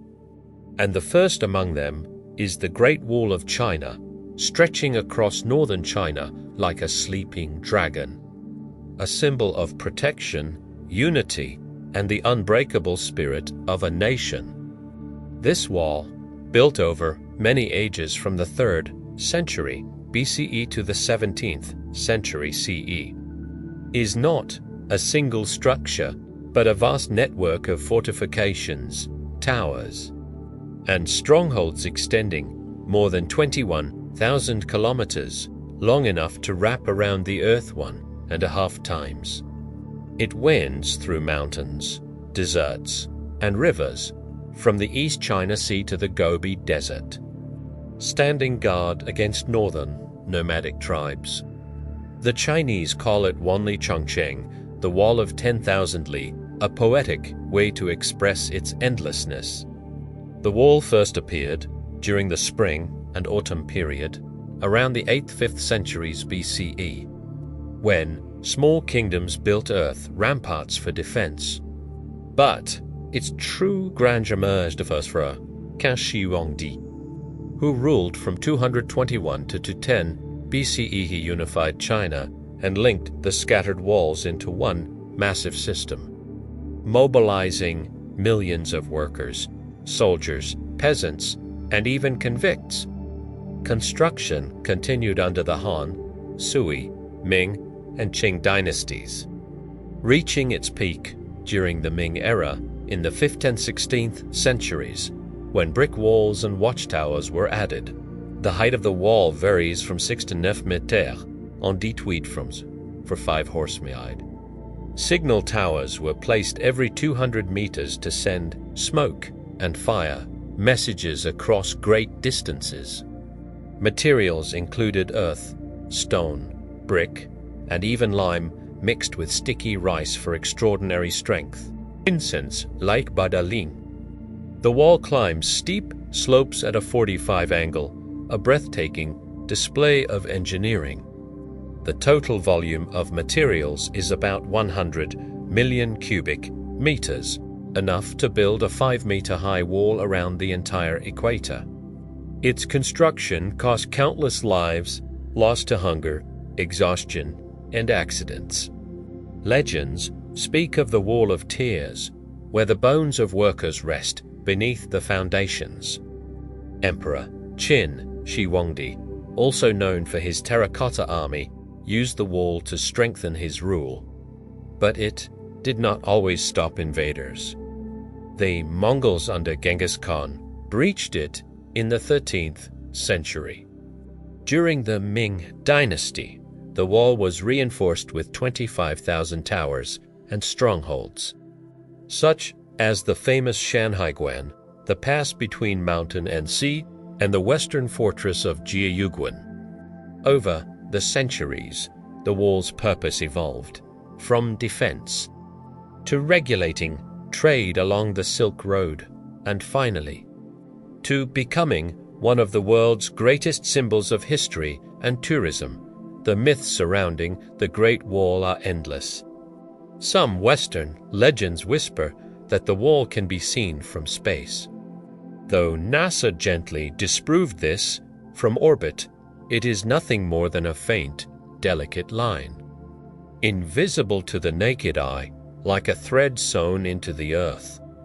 In ancient Chinese tales, they speak of Lady Mengjiang, a woman whose husband perished during construction. It is said that her sorrow, her tears, her grief so deep and pure, caused a section of the wall to crumble. And so the wall became more than stone. It became emotion, memory, a symbol of the dragon, the spirit of China, guarding its people from wandering tribes. Its cultural influence is vast. It has inspired films like The Great Wall with Matt Damon, countless books on Chinese history, and even modern dividing walls from Berlin to the US-Mexico border. UNESCO recognized its importance in 1987, calling it a treasure of human civilization, and still, the wall continues to reveal its secrets. Modern researchers discovered that erosion, tourism, and growing cities slowly eat away at its ancient stones. Only about 8% of the wall remains in truly good condition. In the 2000s, satellites mapped its full length, and in 2023, scientists uncovered hidden sections in Mongolia, stretching quietly beyond the border. Then came 2025, the year of astonishing revelations. In February, archaeologists unearthed the oldest known part of the wall in Shandong province, a 20-kilometer stretch built around 770 BC, 3 centuries earlier than anyone believed. Packed earth reinforced with wooden beams, a glimpse into the earliest engineering dreams of the ancient state of Qi, a study in global times. Confirmed that the wall's origin story must be rewritten. In April, 9 new sections were found in Gansu province, dating back over 2,000 years to the Western Han Dynasty. Stone walls, watchtowers, ancient ceramic fragments. Silent witnesses to forgotten battles. In March, researchers found fortifications older than the Qin wall itself, built 2,800 years ago, with earthen ramparts and trenches carved by early hands. Drones and LiDAR revealed something unusual, a wave-like design shaped to endure wind, sand, and time. Preservation projects in 2025 began using artificial intelligence. And today, sites like Badaling receive over 10 million visitors each year. Restoration continues, though some critics say parts feel almost Disney-like, a polished version of the past. Yet, the wall remains what it has always been, a guardian of memory, a bridge between ages. Its long, winding curves flow like a river through time, and with that, we conclude the story of the first new wonder of the world, and gently we step forward toward the next. Petra, the rose-red city, carved in stone now, let us drift together into the quiet valley of Wadi Musa in Jordan, a place where cliffs glow with hues of rose and ember. And hidden within them lies Petra, the rose-red city carved entirely from stone by the Nabateans, a mysterious people who once ruled the caravan routes across the Arabian deserts. This is the second of the new 7 wonders of the world, chosen by millions of voices in 2007. Petra is not simply ruins, but an entire city concealed within a canyon, a symbol of the harmony between human hands and the natural world, where rock seems to breathe, and stone awakens under the touch of ancient artisans. Known as the Rose-Red City because of the warm tones of its sandstone, Petra was the capital of the Nabatean kingdom from the 2nd century BC to the 1st century AD, home to nearly 30,000 people. The Nabatean people, nomads, masters of trade, guiding caravans of incense, spices, and silk from Arabia to the Mediterranean. Their wealth flowed into stone, into temples, tombs, and towering facades. They built an extraordinary water system, aqueducts, cisterns, and dams that gathered rare rainfall in a desert where only 150 millimeters fall per year. It was their secret, a way to turn dry land into a thriving oasis. Petra stretches across 264 square kilometers, with over 800 monuments carved into cliffs. To reach it, travelers pass through the Sick, a narrow canyon, 1.2 kilometers long, only 3.24 meters wide at some points, its walls rising 80 meters high. It feels like walking through the veins of the earth. A slow, hushed descent into a forgotten world. At the end, the canyon suddenly opens, and there it stands, Alcasna, the treasury. A 40 menos meter tal façade service, possibly as a tomb or temple for King Aretas IV, columns, pediments, and delicate carvings in a Greco-Roman style softened today by wind and time, glowing with a rose-gold shimmer. Beyond it lies the colonnaded street and a vast theatre carved directly into the rock, with room for 8,000 people, a place where gatherings echoed beneath the desert sun. Higher still stand the royal tombs, the palace, the urn, and others carved into the cliffs, their facades inspired by Hellenistic architecture, silent yet magnificent, high above the ancient valley. Beyond, winding past and sun-warmed cliff, stands Adeste, a sacred giant carved into the mountain itself, waiting silently at the end of 800 stone steps that gently pull you upward, as if leading you toward another world. Its vast facade, to 45 meters wide and 50 meters tall, rises like a quiet guardian. Some believe it was a temple, others a royal tomb. Inside, the faint trace of a carved cross suggests that long after the Nabateans, early Christians used this space as a place of prayer and refuge. The Nabateans were masters of water, their invisible art. They built over 200 kilometers of channels, terracotta pipes, and clever dams, gathering precious rain in a land where water slips away like a whisper. Their hydraulic system prevented floods, fed the city, and showed the world that genius can bloom even in the desert. But every city has its twilight. Petra fell in 106 AD, captured by the Romans under Emperor Trajan, and folded into the province of Arabia. Earthquakes in 363 and 551 shattered buildings and temples, and when trade routes shifted like wandering dunes, Petra was forgotten and slowly swallowed by sand and silence by the 7th century. Centuries later, in 1812, a Swiss explorer named Johann Burckhardt, disguised as an Arab traveler, rediscovered the lost city.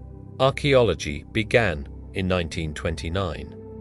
Under British scholars, and in 1958, Jordan took full stewardship of the site. UNESCO welcomed Petra in 1985, and in 2007 the world voted it one of the new 7 wonders. Today, only 15% of this rose-red city has been excavated. Clay vessels, coins, frescoes, all come to light piece by piece, like memories returning after sleep. The myths of Petra shimmer with romance. The Nabateans worshipped Dushara, the god of the mountains, and Alusa, the goddess of fertility. There, rituals took place on high places, where wind carried prayers into the sky. Some legends connect Petra with Moses. The famous Ain, Musa spring, is said to have burst forth when his staff touched the rock. And in our world of stories and screens, Petra shines again. In Indiana Jones and the Last Crusade, in games, novels. Documentary, a symbol of lost civilization mystery stone. Modern research continues to uncover secrets. More than 1 million visitors a year tread through the Sick, and erosion slowly eats away the soft rose sandstone. In 2023, LiDAR mapping revealed hidden underground structures. Then came 2025, a year of astonishing discovery. In July, archaeologists uncovered a hidden tomb beneath Al-Khazna, the treasury. Inside were 12 skeletons, fragments of pottery, and delicate Nabatean jewelry from the 1st century BCA, rare find of undisturbed burials revealing ancient rituals. Josh Gates called it an instant discovery in Expedition Unknown. In late 2024, with work continuing into 2025, another team confirmed a tomb containing a cup resembling the legendary Holy Grail, though experts gently warn that this claim may be a bit overstated. Still, the tomb held ancient treasures and human remains carefully studied by researchers from the University of St. Andrews. In April 2025, new petroglyphs and cisterns were found, more proof of Petra's extraordinary water engineering.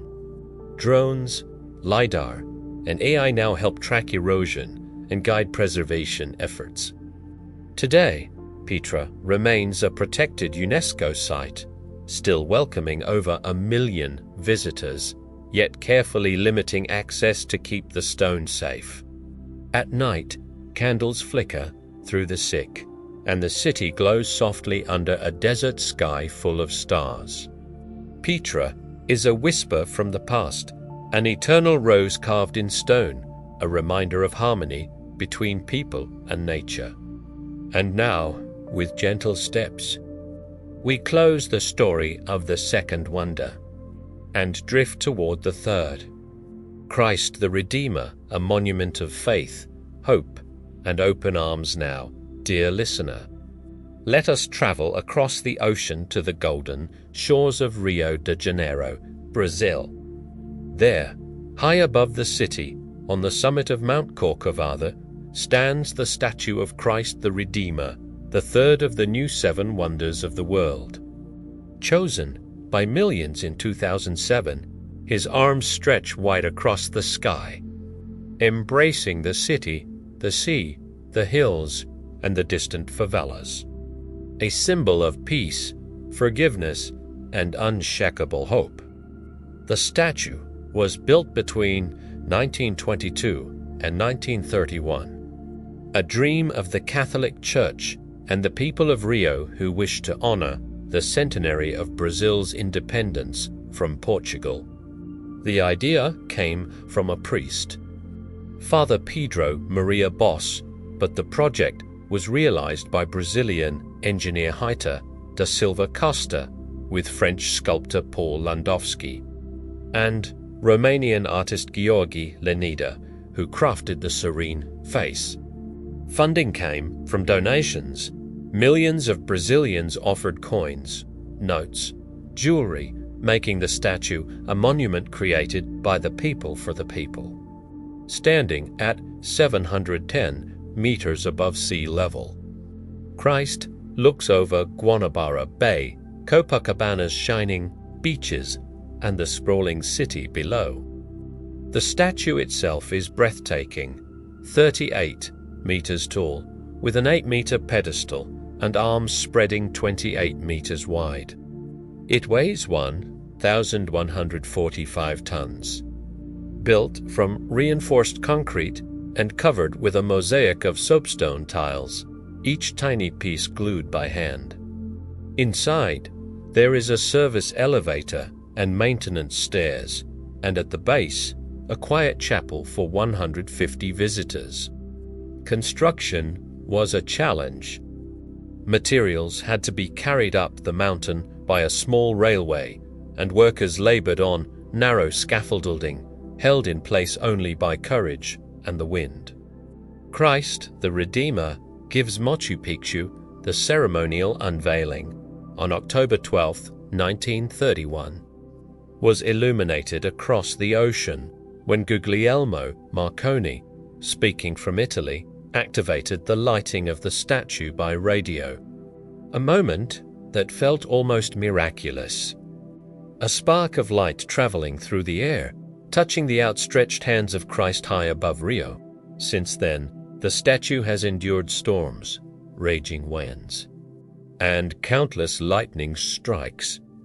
In 2014, a bolt struck so fiercely that it broke off a fingertip, a reminder that even stone guardians are touched by the sky. Yet, she remains standing, quietly resilient. Christ, the Redeemer, isn't only a spiritual symbol, she is an engineering marvel. Her Art Deco form, smooth and streamlined, was shaped to resist winds up to 250 kilometers per hour, her body curved in harmony with the mountain's breath. In 2007, a powerful storm tore off pieces of soapstone tiles, but the monument held firm. In 2012, UNESCO recognized the surrounding landscape of Rio, mountains, forests, and sea, as a World Heritage Site, with the statue at its heart like a serene sentinel. Each year, over 2 million visitors arrive by funicular or by foot, climbing into clouds to see Rio from a breathtaking 360-degree panorama. The myths surrounding the statue are soft and full of wonder. Many Brazilians believe Christ watches over and protects the city. During Carnival, the monument glows with colors of the Brazilian flag. Some old stories tell of builders who, in moments of fear, saw angels hovering in the mist. The statue has shaped art and culture, from films like Rio, to songs and paintings, to countless replicas from Lisbon to Vietnam. Modern research keeps the monument alive. Restorations continue year after year. In the 2020s, engineers replaced tiles, strengthened lightning protection, and renewed the internal structure. In 2025, the statue once again became a center of world attention. In June, thousands of Catholics gathered at the foot of Christ the Redeemer for an environmental campaign, unrolling an eco-friendly carpet to call for urgent climate action before COP30 under the open sky. Chanting softly, they reminded the world that faith and ecology can walk hand in hand. In July 2025, rare photographs taken from the statue's shoulder by artist Ben Tuna revealed intimate details of the restorations and an astonishing view seen only by workers and birds. Drones and 3D scanning now quietly monitor cracks and weathering, allowing engineers to protect the monument from storms and time. Today, Christ the Redeemer stands illuminated on holidays, glowing in blues, greens, golds, a gentle beacon above Rio, a reminder of belief, unity, and hope. Her arms, forever open, embrace not only the city below, but the entire world. And now, as we close the story of the third wonder, we softly ascend toward the fourth. Machu Picchu the Lhasa now. Down east, we rise slowly into the Andes, to the southern part of Peru, where at 2,430 meters above sea level, hidden between drifting mists and emerald mounds, it is the fourth of the new 7 wonders of the world. Chosen by millions in 2007, a sacred, mysterious city where Inca stone and nature intertwine so seamlessly that the ruins seem to grow directly from the earth. Built in the 15th century under the great emperor Pachacati, Machu Picchu is a place where terraces, temples, and royal halls feel almost alive, as if carved by both human hands and the breath of the mountains. The city remained unknown to the world until 1911, when American explorer Hiram Bingham, searching for the lost city of Vilcabamba, instead stepped into this hidden jewel. Veiled in jungle vines and morning fog, The Inca, a civilization without writing and without the wheel, built an empire stretching from Colombia to Chile.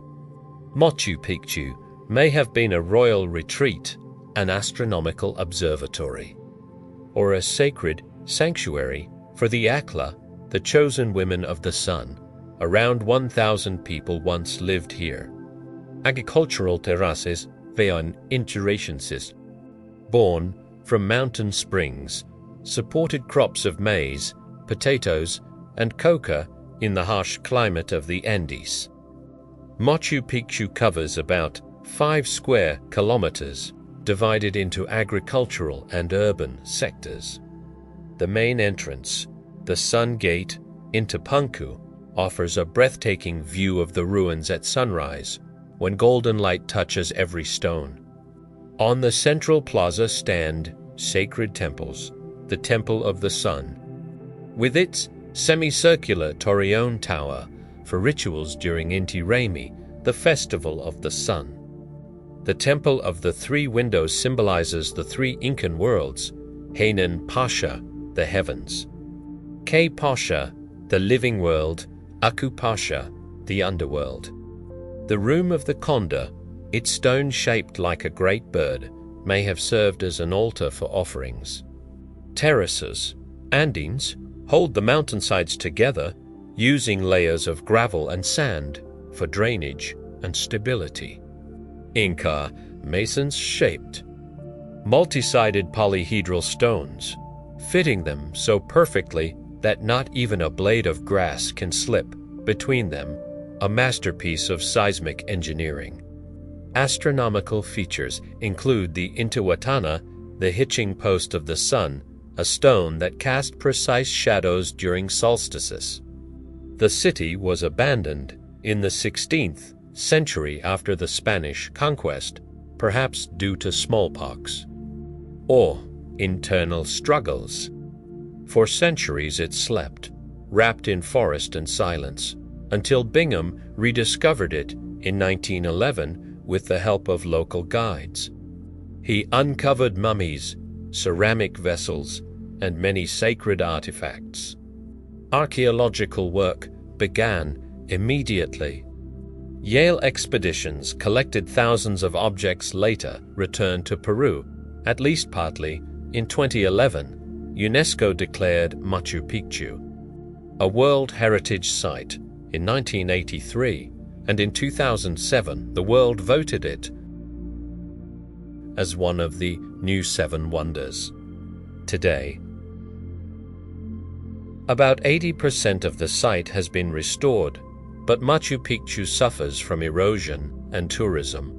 Over 1.5 million visitors each year. The myths surrounding the city are almost mystical. The Inca believed it sacred, tied to the creator god Viracocha. Bingham thought it might be Tambotoko, the cradle of the Inca, or a sanctuary for the virgins of the sun. Modern theories propose an observatory, a fortress, or a ceremonial center. Legends of hidden treasures whisper through the stones of Chichen Itza. Some say the gold of the Maya still lies somewhere beneath the old pathways, tucked away in narrow tunnels, protected by the spirits of the ancient world. And in modern pop culture, from Don Brown-esque novels to the Tomb Raider games, this sacred city has become a symbol of every mysterious, lost place that humanity continues to search for in its dreams. Its influence can be felt everywhere, from traditional Peruvian-style homes to contemporary eco-projects inspired by ancient engineering. And even today, modern research continues to reveal new secrets. Chichen Itza is a UNESCO World Heritage Site, with strict limits on the number of visitors, no more than 2,500 a day. In the 2000s, LiDAR technology was used to map hidden structures beneath the jungle floor. In 2023, archaeologists uncovered new terraces and ancient pathways. And in 2025, discoveries shook the world once again. In April of 2025, researchers revealed newly found ceremonial platforms and tombs along the Inca Trail dating back to the 15th century. These discoveries included artifacts such as pottery and finely woven textiles. Announced earlier in the year, the findings also included previously unknown sites near Machu Picchu altars, sacred caves, and rock paintings that shed light on the ancient rituals of the Maya and their neighbors. A study published by Peruwais confirmed that these platforms were used for astronomical observations, reshaping modern understanding of the site. Then, in July 2025, a team uncovered new burials containing 12 skeletons beneath structures reminiscent of Nabatean architecture found in Pitrayet, uniquely Maya. Among the graves were golden ornaments, beads, and tools preserved for centuries. Using drones and AI technology, scientists studied the terraces from above, revealing the hydraulic mastery of the Maya. Conservation projects in 2025 focused on protecting the site from the effects of climate change. Today, Chichén Itzá remains a powerful magnetic force for travelers from around the world. Hundreds of thousands arrive by bus, by car, or on foot, following ancient roads through the jungle. New regulations in 2025 further limited access to help preserve the sacred grounds. This place reminds us of the wisdom of the ancestors of a people who lived in harmony with the sun, the stars, and the earth. Chichén Itzá is a timeless city in the heart of the forest. Its pyramids are like stairways to forgotten skies. And even now, it gently whispers the secrets of the Maya to those who walk quietly among its stones. With this, we close the story of the fifth new wonder of the world, and slowly, softly move to the next. Legends speak of the cenotes, those crystal blue wells that the Maya believed were portals into Xibalba, the underworld gateways where spirits passed, where offerings sank into darkness, and where the veil between worlds grew thin. Treasures were indeed found there. In 1904, Edward Thompson discovered gold, jade, and ancient relics resting at the very bottom of the sacred cenote. And in modern culture, from Maya-inspired novels to the film Apocalypto Chichén Itzá has come to symbolize the mysteries of the Maya, including the misunderstood myth of the world ending in 2012. In truth, it was never a prophecy of destruction, only the gentle turning of a cosmic calendar. Its influence can be seen everywhere, in the pyramids of Mexico, in modern observatories aligned with the stars, in architecture shaped by ancient precision. And today, new secrets continue to rise from the shadows.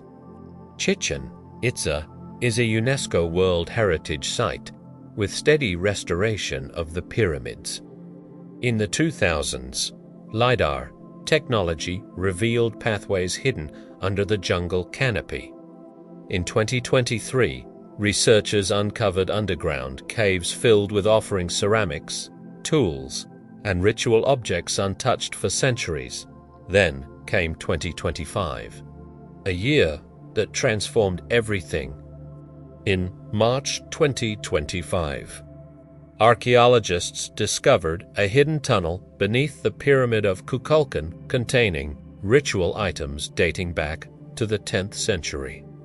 And in July, a team from INAH uncovered new cenotes and ancient trails leading to unexplored ruins, complete with vivid frescoes and pottery that revealed long-distance trade networks between Maya cities. A study published in National Geographic confirmed that the altars decorated with jade offerings were reshaping modern understanding of Maya rituals and cosmology. In April of the same year, researchers found what they described as an underworld, a cave system beneath the city, filled with human remains and sacrificial offerings, likely dedicated to Chok, the god of rain. Using drones and AI, scientists studied the acoustics of the site, uncovering how the Great Pyramid produces a chirping echo one that sounds like the sacred Quetzal bird whenever someone claps at its base, a masterpiece of architecture and a masterpiece of sound. Today, Chichen Itza welcomes more than 2.5 million visitors each year, including many who gather for the breathtaking light show during the equinox, when the serpent made of shadows descends the pyramid. But new 2025 regulations now limit access to protect this fragile wonder. It reminds us of the Maya calendar, of cycles of time, and of humanity's ancient connection to the cosmos. Chichen Itza is a timeless calendar carved in stone. Its pyramids are stairways to the stars, still whispering the quiet prophecies of the Maya. With this, we softly close the chapter of the fifth new wonder of the world, and we gently move to the next, Tispigma, the one that once breathed color into ancient frescoes. It reveals something extraordinary, a quiet thread of trade that once stretched all the way to Egypt, a whisper of distant merchants carrying jars of color across deserts and seas. And then, in August, during subway excavations beneath Piazza, Venezia just steps away from the Colosseum, archaeologists uncovered something unexpected. Homes of the ordinary Romans, a multi-story complex of apartments and tiny shops dating back to the Republican era. These findings, announced on August 5th, opened a gentle window into everyday Roman life with mosaics, frescoes, and traces of routines preserved in stone and dust. In April, a gladiator's skeleton was found in England, marked with the unmistakable bite of a lion. And though that discovery was far away, related research in Rome began to analyze similar artifacts from the Colosseum itself. Using 3D scanning and AI, scientists have begun to reconstruct the hypogeum, the hidden underground machinery that once lifted animals, fighters, and entire sets into the roaring arena. Slowly, the mechanisms reveal themselves, gears of ancient spectacle turning again in silence. Today, the Colosseum remains a magnet for travelers, 7 million visitors each year, wandering its echoing corridors, some arriving after sunset for the soft glow of night tours. The restorations of 2025 focus on climate resilience, touching stone that has endured nearly 2,000 years of wind and rain. It reminds us of a world where life and death were not mysteries but entertainment, where the crowd's roar rose like a storm around the sand. The Colosseum, an eternal arena, still carries the faint echo of the masses in its walls, a symbol of the vast, unshakable power of Rome. And with this, we gently close the chapter of the sixth new wonder and drift softly toward the final one. Taj Mahal, the mausoleum of eternal love and living beauty now, dear listeners. Our journey carries us across continents to northern India, to the city of Agra, where along the quiet banks of the Yamuna River, the Taj Mahal glows like a dream carved from moonlight. It is the seventh and final of the new 7 wonders of the world. chosen by millions of voices in 2007, this ivory-white mausoleum, built between 1632 and 1653, was commissioned by the Mughal Emperor Shah Jahan in memory of his beloved wife, Mumtaz Mahal, who died during the birth of their 14th child. The monument became the pinnacle of Islamic architecture in India, a symbol of unbroken devotion where symmetry gardens. And shimmering marble create the illusion of paradise brought gently to earth. In the 17th century, Agra was the capital of the Mughal Empire, a realm stretching from Afghanistan to Bengal, where Shah Jahan, grandson of Akbar the Great, presided over a golden age of art and trade. Taj Mahal, meaning crown of palaces, was built as a resting place for Mumtaz, but ultimately became Shah Jahan's own tomb as well. Their sarcophagi lying side by side in the dim, echoing chamber beneath the monument. The visible cenotaphs above are empty place there to shield the real tombs from desecration. The emperor spent the equivalent of 30 million rupees, roughly the entire annual budget of the empire, to bring this vision into the world. The Taj Mahalistan is with presbytery esquire plan, 55 meters on each side, a central dome rising 73 meters toward the sky, surrounded by four slender minarets, each 40 meters tall. The minarets lean outward ever so slightly, so that should an earthquake ever strike, they would collapse away from the mausoleum, not onto it. Verkadim's Krana marble with stone jasper, lapis lazuli, onyx set in the delicate Petra Jura technique, forming swirling floral designs and elegant calligraphy from the Quran. The Great Dome, inspired by Persian and Indian traditions, seems almost to float, an illusion created by its graceful curvature. The Shahbag Gardens, the four gardens, are divided by water, channels symbolizing the rivers of paradise, lined with cypress trees and fountains. When the water lies still, it mirrors the mausoleum perfectly, as though the Taj exists twice en son heure and once in reflection. The entrance gates of red sandstone rise like a portal to another world, covered with reliefs and calligraphy. Inside, the octagonal chamber glows softly, its marble scrignoli carved so delicately that light passes through like lace. Construction was overseen by the architects Ustad Ahmad Lahori and Ustad Isa, with 20,000 artisans from India, Persia, and Turkey. Calligraphers came from Baghdad, inlay masters from Bukhara. Marble was carried from Rajasthan by elephants, precious stones from Afghanistan and China. The Taj Mahal has endured centuries, but not without trials. After Mumtaz's death, Shah Jahan dreamed of a second mausoleum, a black Taj, mirroring the white, but he was overthrown by his son Aurangzeb and imprisoned in the Agra fort. From where he gazed at the monument until his death in 1666 in the 18th century. It was plundered by Jots and Marathas, its gold and gems stripped away. In the 19th century, British officers used its gardens as a picnic ground.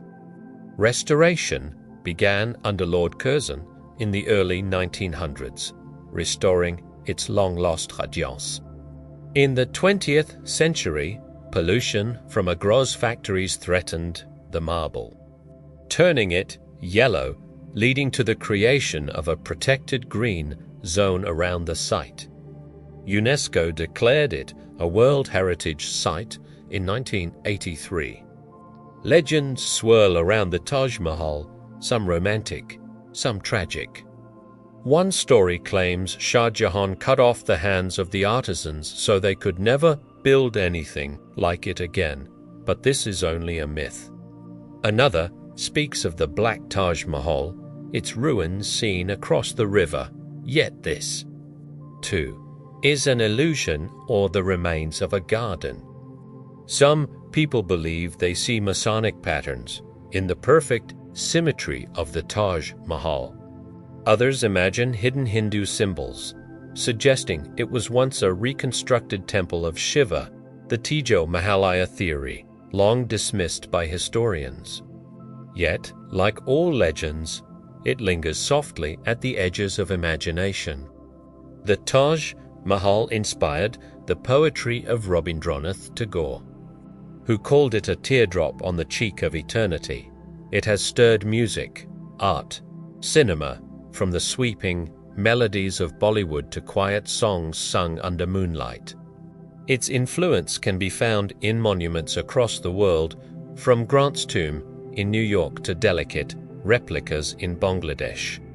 Modern research and restoration continue to protect its beauty.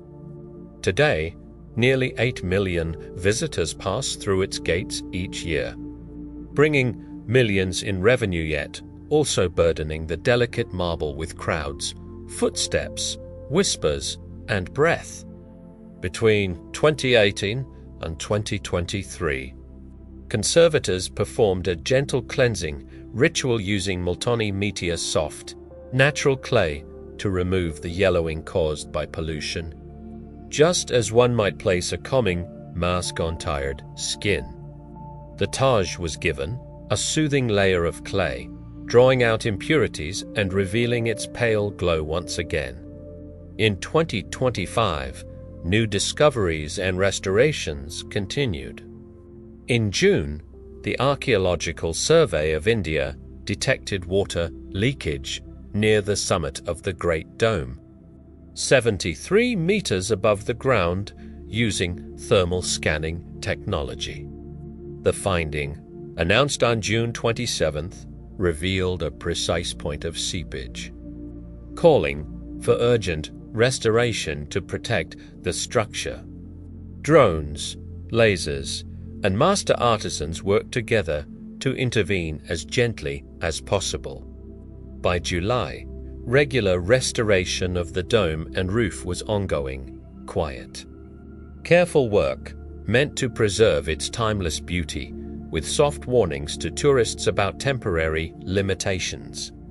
Earlier that year, a government report revealed that the Taj Mahal had earned 297 crore rupees in 5 years, making it India's most profitable monument, a financial lifeline for its preservation.